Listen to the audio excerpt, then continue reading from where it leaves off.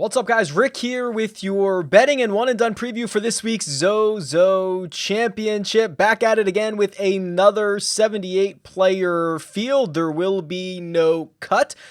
As I mentioned last week, usually studs win this. Jason Kokrak kind of debunked that little theory with his victory at Shadow Creek, but maybe it's just a new course, levels the playing field a little bit, adds a bit more volatility. Then you get somebody there like a Jason Kokrak who has played there a lot and ends up winning the golf tournament. Don't forget, I'm going to be live for the live chat on Wednesday. All final thoughts, questions, all that good stuff. 3 p.m. Eastern time on Wednesday. That is where the aforementioned Jason Kokrak was a topic of conversation for a bit. Had a little bit of inside information that he has played played Shadow Creek before, so be sure to check that out. This week, ZOZO, essentially almost the same exact field. Let's run it back one more time. Sherwood Country Club, a lot of history for some of these tour players, but not in, a half decade or so. This used to host the tournament that is now called the Hero World Challenge. It's Tiger's tournament, usually that 18-man field from, I think it was 2000 to 2013, 2014. Tiger won it 5 times. He finished second 5 times. Different field, different players, different era, not too much to work off of. But we can jump into this week's outright market and see if there's anything that tickles our fancy. What you're looking at right now is the tournament predictor tool on RickRunGood.com. And I will say, I still have Dustin Johnson in here because he is still available to bet on DraftKings as I'm recording this. I believe he's listed at 10 or 11 to 1.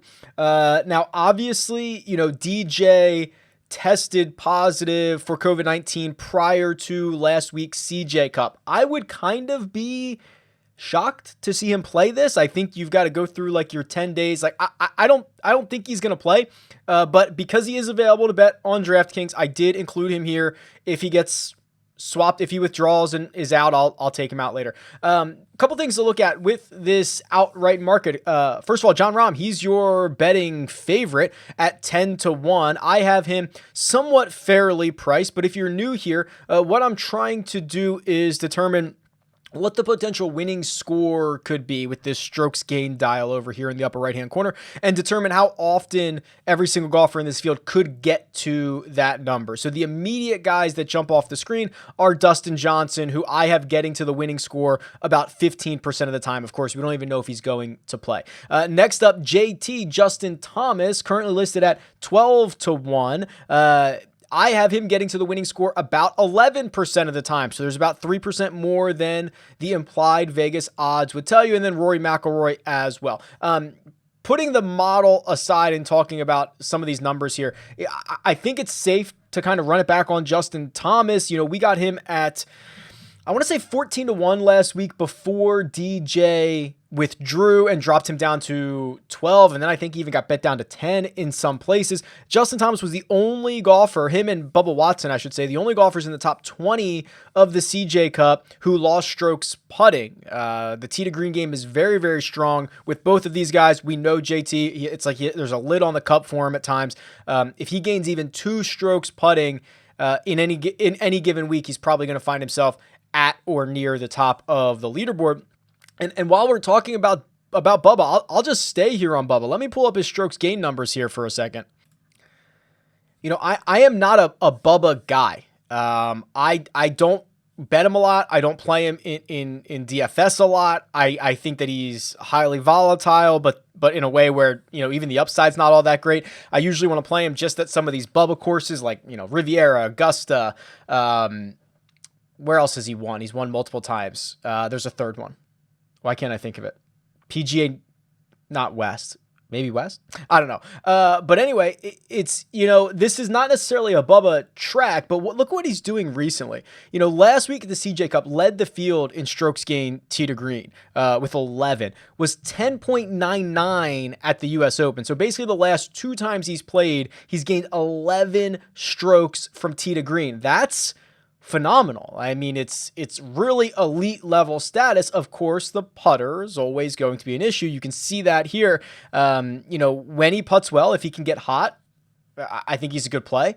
Also, I like him in no-cut events, right? I mean, I think when you're Bubba and you are such a momentum guy, it's really easy for him to kind of just check out on like a Thursday or Friday. A couple holes go wrong. He ends up missing the cut very quickly. I think that happens to Bubba a lot. With 4 rounds, he kind of knows he's got time. He can kind of rebound a little bit. We've seen him go low in some certain situations. So Bubba Watson currently, let me get this number right, 35-1. So you're talking about, my card probably starting with Justin Thomas, 12-1. Bubba Watson, 35, but there is another golfer in the middle there, and it's Patrick Reed, 25-1. The thing that's interesting about Patrick is he's so like anti-public, right? Like he's the opposite of Tiger. Tiger gets all this money rolling in on him because he's got a lot of fans and all that stuff. There's no one really there's no built-in fan base actively betting on Patrick Reed every single week, and the numbers honestly kind of longer than it should be a lot of times. He's 25-1 on DraftKings right now. The fact that what he's done recently, so he played the BMW PGA Championship 2 weeks ago, finished 3rd there. That is a premier event. They get a lot of good players over there on the European Tour. Took the week off, did not make the trek back like Hatton to go straight from the BMW PGA Championship to the CJ Cup. Now he plays this week. Don't forget, Patrick Reed he's a big game hunter, right? He's got like eight PGA Tour victories. I think 2 of them are WGC events. 2 of them are playoff events. One is a tournament of champions, and one's the Masters. So like those are some pretty strong, deep fields that you're competing with. He has plenty of win equity. Those are the guys I'm really focusing on. But I do think we need to kind of look at what happened last week with Jason Kokrak. I think we need to consider some guys a bit further down the board, especially at a place where, there's going to be guys who have played Sherwood in, quote, tour conditions, right? The Hero World Challenge in the early 2000s. It might be like Adam Scott. It might be like, I don't know, Paul Casey. Like guys like that, right? More established pros, but like the vast majority of the field didn't play in any of those events, which I think is going to be kind of similar to Shadow Creek, where it's like, hey, another place that not a lot of us are familiar with. Does that open up the variance a little bit? And if it does, I think Joaquin Niemann becomes very interesting at 45-1. I actually thought I saw William Hill had him at 50-1, so you might want to shop that number. If you're new on William Hill and you're in New Jersey, you can use the code RICK500 and get a $500 free bet. Go to RickRunGood.com/Will Hill for the information there, hopefully coming to more states as well. But it's a really good deal. It's one of the best offers I've seen them make thus far, and I know some people have taken advantage of it, and congratulations there. But what I like about Joaquin Niemann is he opened up with a 72, even par 72 in the opening round Thursday at Shadow Creek. He was pretty great after that. If you just sort by Friday, Saturday, and Sunday, he was the 4th best player in the field, aggregate score wise. He does it tee to green. He has the ability to get really, really hot. So that's the type of golfer I'd be looking further down the board. Again, 45-1 on DraftKings. I think it's at 50 right now, or was at one point on William Hill, if you have access to that site. And before we move on to head-to-head matchups, I got a couple of really great feedback. Hey, can you talk more about top 5, top 10, top 20? Yeah, I think that we absolutely could. Some of the guys that I target for that would be someone like a Victor Hovland, right? So Victor Hovland is 7.5-1 to finish in the top 5. He's 3.5-1 to finish in the top 10. That to me, for a guy who, I want to make sure I have his results here. Actually, I can just pull it up right in front of you. Very, very quietly still posting top 15 finishes. I think that he was catching so much steam once they came back from the restart, because he was basically finishing in the top 15 of everything. He was like leading the field in strokes gained tee to green constantly. And the results were there. 11th at the Travelers, 12th at the Rocket Mortgage, 3rd at the Workday. And then he had that little stretch from the Memorial to maybe the BMW Championship, in which he didn't play all that well, but it looks like it's starting to come back. You can actually see a dip in the tee to green numbers for 5 starts, and now he's starting to strike it a heck of a lot better, and it's turning into results. 13th place finish at the U.S. Open, 12th last week at the CJ Cup. Very similar field this week. He's playing well. He's just going to tee to green you to death, which everybody knows that I love. Pretty good, and like he's not making a lot of noise, right? You know, if he was making more noise, his outright number might be shorter than 40-1, but it's not. So that kind of keeps his top 5 and his top 10 in much better shape. And then top 20, you know, I love top 20 in general, but especially in a 78-man field where the bottom, 8 to 12 are guys from other tours. Right now, this week would be the Japanese tour. They're coming over. There's a lot of interesting sponsors exemptions and stuff like that, where the very, very bottom of this player pool is super weak. And we saw the same thing last week as well. And you're looking at guys that could finish in the top 20. Well, Lonto Griffin is there 3-1. He had a disappointing Sunday by all accounts. It was an even par 72, but he goes out and now notches. I think he has 4 top 20s in his last 6 starts, something like that. He's about to defend in Houston is that next week or the week after? It might be next week. So he'll be defending his title soon at 3-1 in a 78-man field to finish in the top 20 is a pretty good number. I'm not sure who else down here I like as much as Lonto. I mean, I think Kevin Streelman's interesting. He's more of a boomer bust kind of guy. He'll finish like 7th and 50th more often than he will like 18th and 23rd. But, you know, if you catch one of those weeks, you can get him at 3.5 or 3-1 on your money to just finish in the top 20. Let's kick over to head-to-head matchups here and see if we can find a couple of plays for this week. All right, one of my favorite tools, head-to-head matchup simulator, especially when you get guaranteed 4 rounds, because this tool is designed to determine matchups in a 4-round setting. I can't remember last week, but I did get a Harris English versus... Who did I get a Harris English versus last week? Whoever it was, it won, and I think it won pretty handily, and that was the one I was like, oh my gosh, this is kind of crazy. Let's do... This is kind of interesting. Rory versus Xander. Let's do Rory versus Xander. Xander's been so good. I think you'd be hard-pressed in the year 2020, you know, the calendar year of 2020, to find anybody who would match up well in Xander in this type of situation, because his strokes gained numbers are so darn good. And you're seeing it here. Xander now 60% to win a 4-round matchup over Rory McIlroy. It's kind of jarring to see that big of a number for anybody against Rory McIlroy, but it kind of makes sense. Xander has been that good. I wonder if there is anyone I can find. You know, DJ is a bit more volatile. Yeah, even he's a dog to Xander. Is Harris English? Harris English is sneaky because his strokes gain numbers are so good. Yeah, even that's a loser. 56-43 in Xander's favor. And then the only other one I could think of off the top of my head would be like Berger. He's been good for the entire... A little bit closer, 52-47, but, you know, in a quick, let's do JT. Let's just do JT. Xander might be, 52-47. Xander might be a favorite against every single player on tour over the course of the 2020 calendar year. Now I'm just curious if I can find anybody. Webb? No. Rahm? Oh, that's the closest one. Xander's 50.8. Rahm is 49.16. If those guys aren't going to do it, I don't think anybody is. So Xander might be actually the best head-to-head matchup guy since the start of 2020. Very, very interesting. He's a favorite in every single matchup. Let's do Answer versus Fowler. And I believe they share outright odds as well. Yeah, they're both 55-1.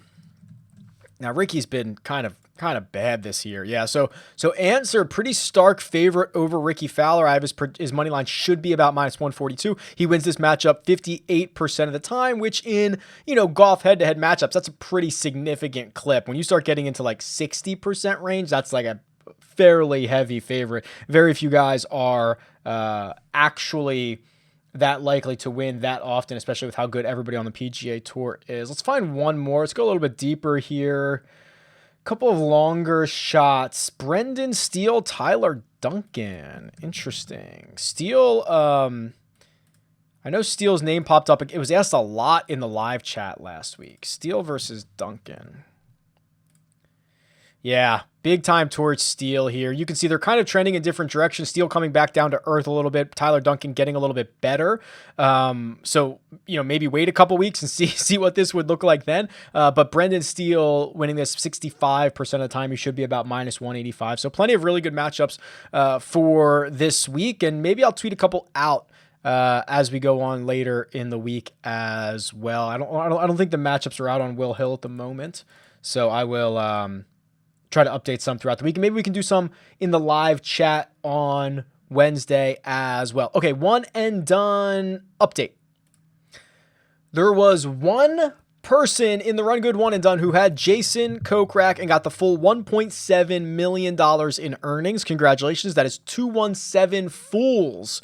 Nice. Very well done. A lot of Xander picks, myself included. Finally, I have been struggling here, but there's about 30 of us that had, maybe more than that, 40 of us that had Xander Schauffele, a couple of Terrell Hattons. That was pretty good to go back to. One or two Russell Henleys. Pretty cool to see. But that changes for the first time in a couple weeks who our leader is. Logan Dempsey has now taken over the top spot from Sweet Dank, and he's got 3.3 million. Hash Browns has moved into second. Detroit City has moved into third. Personally, where am I? I was bad before Xander. Here we go. I have 1.2 million. So obviously, lots of golf still to be played, but shout out to those guys who are off to a pretty good start. Oh, here's the ownership. Matthew Wolf, unfortunately for the most of you, 63 picks last week. He disappointed all of you. Xander was the second most popular pick, 42. He gets you $1 million. JT got you T12 money. So a lot of disappointment at the top, but if you were able to avoid Wolf, you got away with a pretty good result. Now for this week, let me tell you, this is interesting, right? Strategically, very similar field to what we had last week. Very similar setup, right? 78 golfers, no cut event. This purse is significantly lower. Last week was, I think, 9.75 million. This one's going to be 8. Obviously, 8 is still good. It is still higher than a lot of your standard PGA Tour events, but I was much happier to burn a stud last week than I will be to burn a stud this week. So what I think I'm going to do is I'm going to be a little creative, I believe. I'm going to try, and this is probably going to backfire because he kills me every time.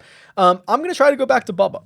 I think that using Bubba, first of all, I think he's the type of golfer that at some point in the year you probably have to use because of how volatile he is. He can pop off, steal you a top 5 finish or a top 10 finish with very little ownership to go along with him. So I think he's valuable in that sense. And then I think if anybody ever wants to use Bubba, there are very natural fits to use him, right? So you've got Genesis, obviously Augusta. I'm trying to see Travelers. That was TPC River Highlands was the other one I couldn't think of earlier. That's where like 7 of his career victories have come. And, I think if I avoid one of those spots, not only do I get the upside, but I also get the fact that he probably comes with pretty low ownership, the fact that he's played really well from tee to green in back-to-back weeks, that it's a no-cut event, he can't burn me too much, and it's a smaller purse. I think Bubba, for me, is going to make probably my very, very short list of one-and-done picks, and frankly, will probably be my one-and-done pick. I think it's clear I love Patrick Reed this week. I think that if you're not trying to burn a stud, and where are Patrick Reed's natural fits? Well, you can see, obviously you could say Augusta, you could say maybe Tournament of Champions. That's another short field event, maybe the Northern Trust. These are all places he's made at least $450,000 on average every time he makes the cut. So you can see those bars really popping up on this graph that I'm showing you. So Patrick Reed, I think, is really interesting. I'm probably not going to take one of the top tier guys this week. After seeing and I don't want to be too reactive after what Jason Kokrak did and in one event that he puts the lights out in, and it's a course that he's familiar with, but the little bit of the course unknown scares me. So I think that and the lower purse, it's time to kind of just pull back a little bit. And quite frankly, if I didn't get the $1 million from Xander last week, I might be foot on the pedal again, but I feel a lot more comfortable this week, so I'm going to probably pare back a little bit. Reed and Bubba are certainly on my short list. If you want to go even deeper than that, there are plenty of opportunities for, like I mentioned, like Joaquin Neiman. If you did not use Matthew Wolff and you think he's due for a bounce back, like you're gonna be the only person who has him. So I think there's a lot of options. I've obviously narrowed mine down to a very short list, and I will play it relatively low key and pretty safe this week. Let me know what you think you're going to do. Tweet me at RickRunGood or leave a comment below. Best of luck this week, and I'll talk to you guys soon.